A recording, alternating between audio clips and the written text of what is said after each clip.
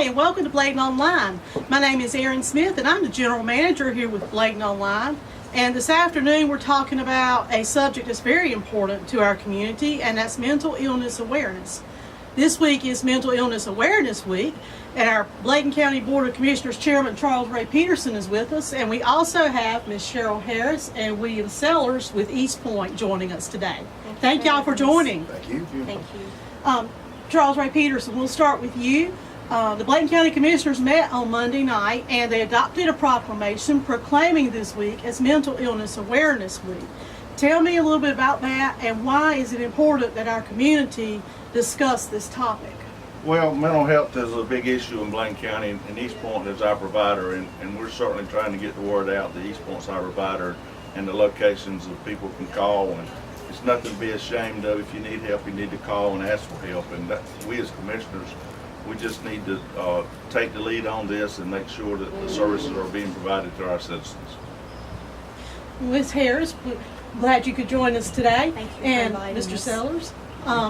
Tell me something. What is the most important thing that people need to know about mental illness and mental health? I think if I were to choose just the most important is it's real. Mental illness is real. And we just want to put that word out there. It is real. It is very prevalent. Mr. Charles Ray read in the proclamation Monday night, 1 in 5 adults experience a mental illness in a given year. That's also 1 in 5 youth, ages 12 to 18. And so we want to get that word out to the principals, the educators, the community colleges, universities, because the earlier that they can detect those signs and symptoms of mental illness, the earlier they can get treatment and live a successful life. And so with somebody that is struggling with mental illness, or somebody that has a family member that's struggling, what might be something that they could do, or some things that they need to look for? Right. If someone is struggling with mental illness and they're recognizing some type of signs or symptoms like isolation, withdrawal, you know, those type of things, and they see that it's affecting the type of lives that they're leading with school or with work or with friendships and family, then they need to try to seek help. William Sellers and myself, we work for East Point, and we go out into the universities, go out into the community college, churches, and we try to educate the lay person on those signs and symptoms. There's a curriculum called Mental Health First Aid. It's evidence-based. It's an 8-hour free course, and so we want to offer that to anyone that's willing to take that course, and it gives them a 5-step action plan on how to assess for a risk of suicide, how to listen non-judgmentally to that person, give reassurance, give help, encourage professional help, and encourage, just self-healing and self-support. And so we really just want to try to get the word out that there is help.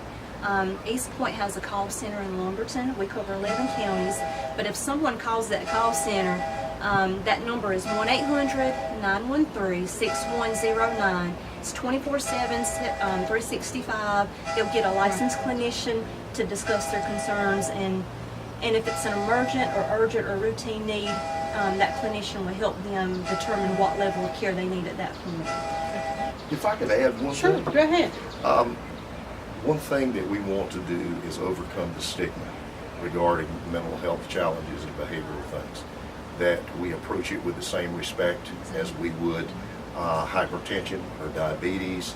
We would not hesitate for a moment to do that, and we just want it to be approached with the same respect so that we can look at those signs and symptoms, have it assessed, and make sure that that gets treated so that we can live functional lives, so that we can be employed, so that we can raise children, so that we can achieve all the goals that anyone else does. Exactly. And that's often what we see as the biggest barrier to treatment: stigma, shame. Well, we appreciate y'all for joining us. Thank you so much for allowing us this And don't opportunity. forget this number. If you or someone you love is struggling with mental illness, call 1-800-913-6109.